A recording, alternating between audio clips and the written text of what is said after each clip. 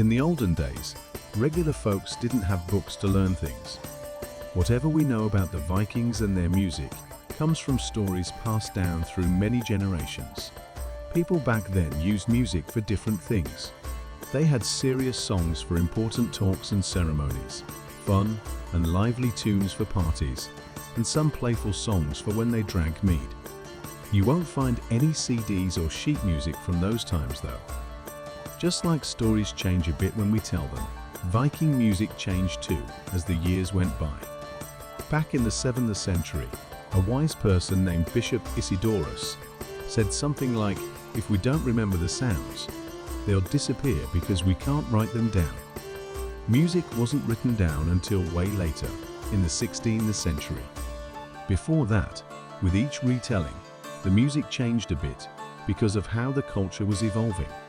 Apart from passing down music with words, we have other ways to learn about Viking music. Archaeologists found stuff, and there are stories written in sagas, chronicles, and journals from people who visited Scandinavia between 900–1200. Imagine digging up old things and finding instruments. Vikings had all sorts, like pan flutes made from cows' horns and bones, hornpipes that are a bit like bagpipes without the bag, stringed instruments like a lyre, which they played by snapping the strings like a guitar, the rebec, a violin-looking thing, harps, which were super popular back then, laws, a wooden instrument that looked cool and was often shown in carvings and manuscripts. Someone from the Middle East visited Denmark in the 10th century and thought Viking songs were kind of weird. They said it sounded like growling or dogs howling. Another person compared it to a noisy cart rolling downhill. They blamed it on the Vikings having too much fun with alcohol. Vikings had two types of musicians, jesters and skalds.